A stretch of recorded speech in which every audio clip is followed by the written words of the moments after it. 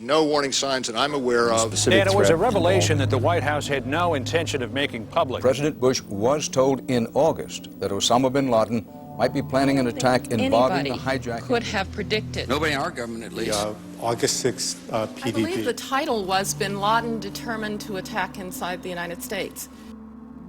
70% of family members' questions were never answered during the 9/11 Commission report. Lee Hamilton and Thomas Keane said they were set up to fail. I mean, I'm a member of the commission. It's a scam. It's absolutely disgusting. The questions, Mr. President.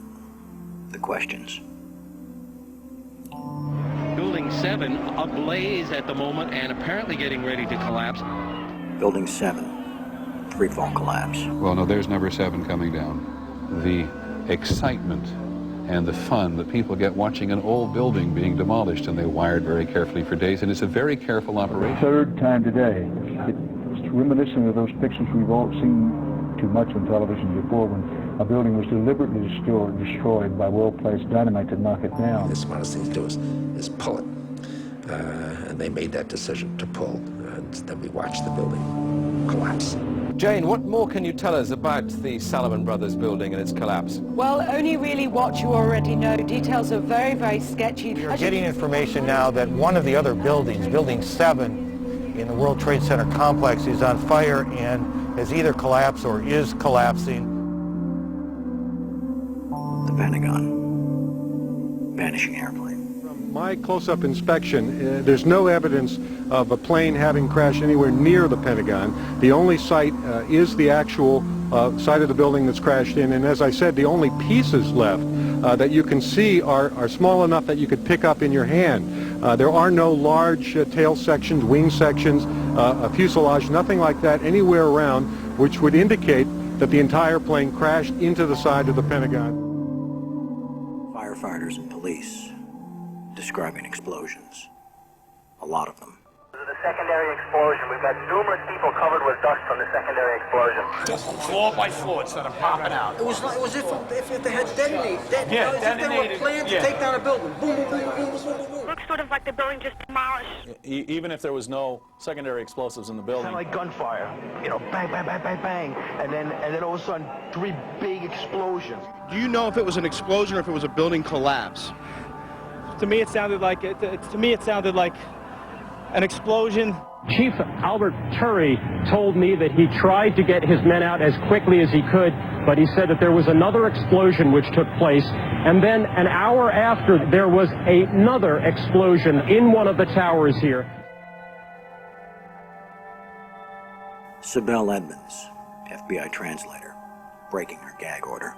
All our intimate relationship with bin Laden and Taliban. We did carry very intimate relationship with these people all the way up to September 11. Bin Laden was spirited into this military hospital in Rawalpindi for kidney dialysis treatment. The military had him surrounded. They were saying that Osama bin Laden had to be watched carefully and looked after. NORAD standing down. Where were the planes? On now to one of the eeriest moments amid the carnage of 9/11. A mysterious plane was seen flying right over the president's residence. The E-4Bs over New York and Washington, otherwise known as the Doomsday Planes. It has never been officially explained. Cell phones working at impossible altitudes.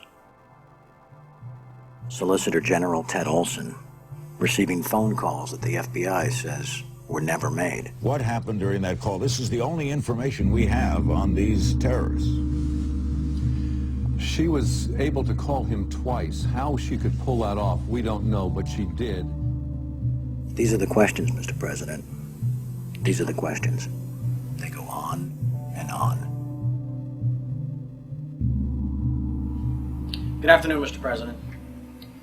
I come to you today representing the families of the victims of September 11th, as well as millions of my fellow Americans. Hopefully by now you've had a chance to read my letter to you, 20 Minutes with the President, and if not, at least had its contents brought to your attention. We have questions, Mr. President. Lots of questions. A lot of them are detailed in my letter, but trust me, there are hundreds more questions. As my letter chronicles, sir, The 9/11 Commission itself says they were lied to, deceived, and essentially prevented from carrying out a real investigation. The people of the United States and the world demand the truth, sir. We have to continuously ask questions. That's what a patriot does. That's what a true American does. We ask questions. You, sir, have the power as well as the responsibility to initiate a truly independent congressional investigation into the events of 9/11 as well as its aftermath. We want our country back, Mr. President. Therefore, I'm not just calling on you and your team. I'm calling on each and every American citizen to wake up, stand up, and demand the truth. We're counting on you, Mr. President. Be on the right side of history.